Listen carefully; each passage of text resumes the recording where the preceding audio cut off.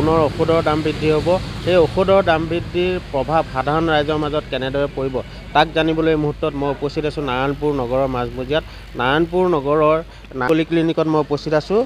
Camera সহযোগী মই দেখুৱাবলৈ অনুৰোধ জনাইছোঁ। আচলতে সাধাৰণ গ্ৰাহকসকল কেনেদৰে কি সমস্যাৰ সন্মুখীন হ'ব তাক জানিবলৈ আমি এই ক্লিনিকখনত উপস্থিত হৈছোঁহি।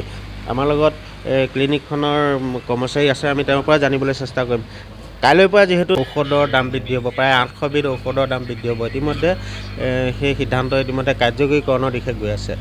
কেনেকুৱা সমস্যাৰ সন্মুখীন হ'ব সাধাৰণ গ্ৰাহকসকল বা তাৰ প্ৰভাৱ আপোনালোকৰ এই ক্লিনিকত কেনেধৰণে পৰিব? হয়, এতিয়া ধৰক আপোনাৰ দুখীয়া শ্ৰেণীৰ মানুহখিনিৰ কাৰণে বহুতখিনি অসুবিধাৰ সন্মুখীন হ'ব। ধৰক এতিয়া চুগাৰ প্ৰেছাৰৰ আপোনাৰ মেডিচিনখিনি বহুতখিনি দাম বাঢ়িছে। এতিয়া 3 মাহমানৰ আগততো আপোনাৰ দাম বাঢ়িয়েই গৈছিলে। এতিয়া আকৌ আজি এপ্ৰিলৰ পৰা আকৌ দাম বাঢ়িব।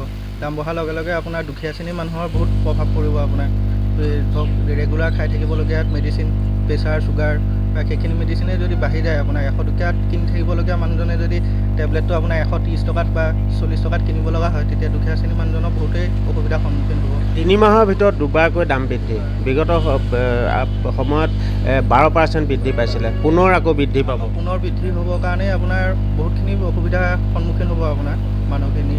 গ্ৰাহকসকলক বুজোৱাৰ ক্ষেত্ৰত আপোনালোক সমস্যাত সমস্যাৰ সন্মুখীন হ'ব। যোনজন মানুহে আপোনাৰ এমাহৰ আগত আপোনাৰ মেডিচিনটো খাই আছিলে 100 টকাত, সেইজন মানুহে যদি একেটা মেডিচিন আপোনাৰ 120 টকা বা 30 টকাত খাব লগা হয়, সেই মানুহজন বহুতেই অসুবিধা বা আমিও এতিয়া অসুবিধাৰ সন্মুখীন হ'ব লাগে। নিশ্চিতভাৱে আমাৰ লগত আন একাংশ লোক আছে, এই ফাৰ্মাচীলৈ অহা গ্ৰাহক আছে।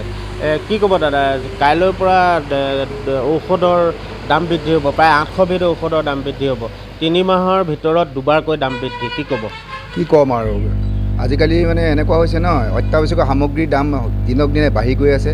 আমাৰ নিচিনা মধ্যবিত্ত আৰু দুখীয়া শ্ৰেণীৰ কাৰণে বহুত অসুবিধা হৈছে। আমি হ'লোঁ জ্যেষ্ঠ নাগৰিক আৰু আমি চুগাৰ পেচেণ্ট হয়। আমিতো ডেইলি মেডিচিন খাবই লাগে আৰু মেডিচিনৰ দাম ইমান বাঢ়ি গৈছে যে আমাৰ পেঞ্চনাৰসকলৰ কাৰণেতো মেডিচিনৰ যোগাৰ কৰাৰো অসুবিধা হৈ গৈছে।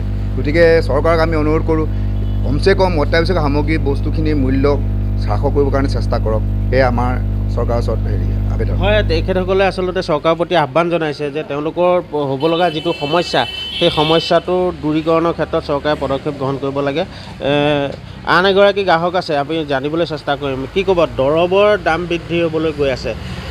3 মাহৰ ভিতৰত দুবাৰকৈ দাম বৃদ্ধি হ'ব। বিগত সময়ত 12% বৃদ্ধি পাইছিল আৰু পুনৰ বৃদ্ধি হ'বলৈ গৈ আছে, কি ক'ব? আচলতে দৰৱৰ দামটো আচলতে বঢ়াব নালাগে। এতিয়া আমি শুনা পাইছোঁ বোলে সুৰাৰ দামটো বঢ়াইছে। সুৰাৰ দামটো বঢ়াত মানে আমাৰ ক'বলৈ একো আপত্তি নাই। যিসকলে সুৰা খায় তেখেতসকলে যথেষ্ট মানে ক্ৰয় কৰিব, যথেষ্ট দাম মানে ভৰি পেলাই। কিন্তু এই মেডিচিনবিলাক এতিয়া প্ৰত্যেক মানে ধৰক আমাৰ মধ্যবিত্ত শ্ৰেণীয়ে এই মেডিচিনখিনিটো ধৰক এটা সীমিত মানে হেৰিয়ত কিনি থাকে ধৰক।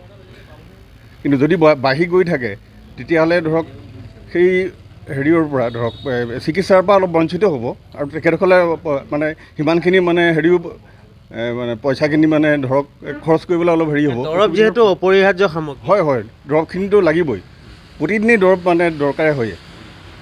মই সেইখিনিয়ে মানে ধৰক এতিয়া মানে এই মেডিচিনত মানে সেইটো মই সমৰ্থন নকৰোঁ কেতিয়া মোৰ ফালৰ পৰা। হয়, এই মুহূৰ্তত আমি নাৰায়ণপুৰৰ পৰা দেখুৱাবলৈ চেষ্টা কৰিলোঁ। নাৰায়ণপুৰৰ সাধাৰণ ৰাইজৰ মতামত ল'বলৈ চেষ্টা কৰিলোঁ। যি 100 বিধকৈ ঔষধৰ দাম, এই 3 মাহৰ ভিতৰত দুবাৰকৈ দাম বৃদ্ধি হ'ব। বিগত সময়ত 12% বৃদ্ধি হৈছিল আৰু পুনৰ বৃদ্ধি হ'বলৈ গৈ আছে।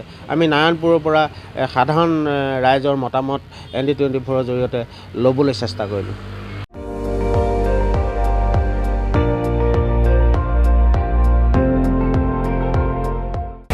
আপুনি চাই আছে ND24, সৰ্বশ্ৰেষ্ঠ নহয়, সৰ্বোত্তমৰ দৌৰ।